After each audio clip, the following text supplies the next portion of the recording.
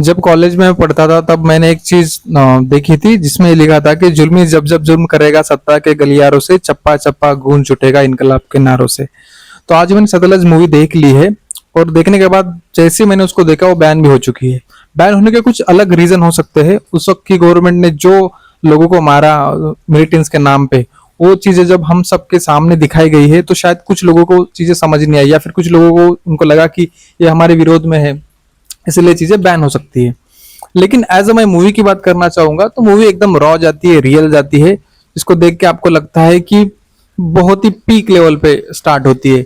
जहां पे जो हमारे एक्टर दिलजीत दोसांझ, मेरे को कभी ऐसा नहीं लगता था कि दिलजीत दोसांझ इतने रॉ जा सकते हैं, उनके अंदर इतनी एक्टिंग है कि हमको उनके दो फेस दिखाई दिए गए। जस्सी के रूप में वो उस मूवी में आते हैं, जहाँ पे पहले फेज में एज ए कॉमन मैन की तरह रहते हैं, लेकिन जब एक मूवी का जब एंड का एक सीन आता है जहाँ पे उनके बाल दिखाई देते हैं और उनकी जो हार्डकोर एक्टिंग है वो बहुत ही मजेदार थी।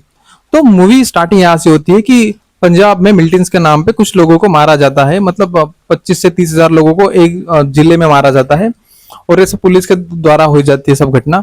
तो दिलजीत दोसांझ एज अ वो एक उनके दोस्त की ये रहती है माँ, उसको ढूंढने जाते हैं। तो धीरे धीरे उनको ये चीजें पता लगती है कि ये तो बहुत बड़ा गहरा कुआं है जहाँ पे लोग मरते ही जा रहे हैं, और एक मार के सबको एक नदी में फेंका जाता है।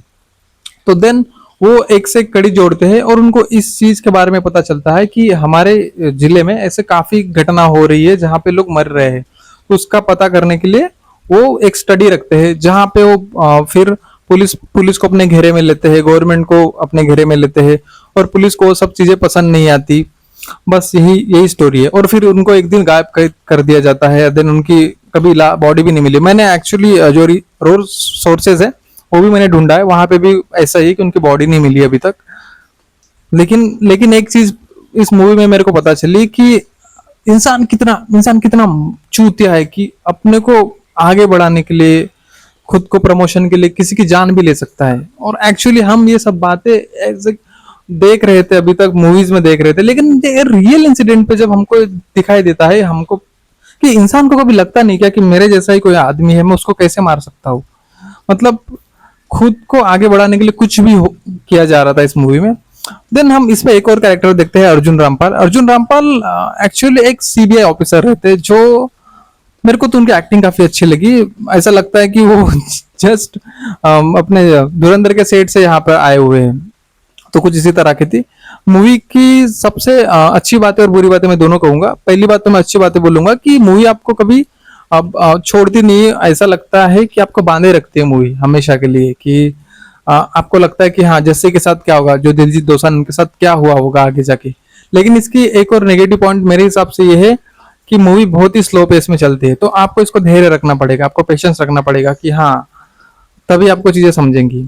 और एक्चुअली मूवी रियल इंसिडेंट पे होने के कारण हमको एक घटनाएं भी पता चलती है। मैंने इसको सर्च भी किया है कि क्या ऐसा हुआ था, तो हाँ ऐसा हुआ था।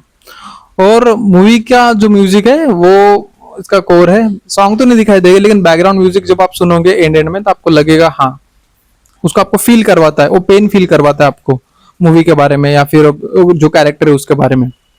और जिस तरीके से मूवी हमको इंक्लूडेड करती है चीजों में, कि आप देख सकते हो मूवी को, ये जिस तरीके से ये चीजों को अंडरस्टैंड करने की, या फिर एक बार चीजें फेंकती है हमारे सामने, जो भी चीजें हम उनको समझ पाते हैं। हमको ऐसा नहीं लगता कि चीजें यहाँ से छूटी है, यहाँ से पकड़ी है, नहीं, आप पकड़ लेते हो चीजों को। लेकिन इस मूवी में पुलिस का जो हमको रूप दिखने को मिला है वो एक डरावना था। पता नहीं मेरे को कि आए सच में हुआ है कि नहीं, लेकिन दिखाया तो मूवी में यही जा रहा है। तो हाँ ये था। कुछ लोग ये भी बोल रहे कि मूवी ये इंडिया में एक्चुअली इस साल की सबसे बेहतरीन मूवी में से एक है। तो जी हाँ, हो सकती है, क्यों नहीं हो सकती। लेकिन सबसे बुरी बात यह है कि इस मूवी को तुरंत जी5 से हटा दिया गया है।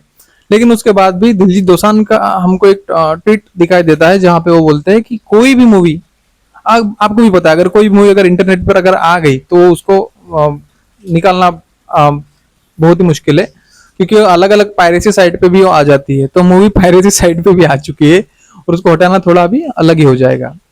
लेकिन ठीक ठाक मूवी है, आपको देखना चाहिए। आपने एक बार जरूर देखना चाहिए कि हमारा सिस्टम कैसे काम करता है, खुद को बचाने के लिए लोगों को कैसे बलि दी जाती है खुद को बचाने के लिए। तो आपने मूवी देखनी चाहिए। और आपने एक चीज और करनी चाहिए कि आपने मेरे को सब्सक्राइब भी करना चाहिए, और आगे मैं किस चीज के बारे में वीडियो बताऊं ये भी आपने बोलना चाहिए। ठीक है, बाय।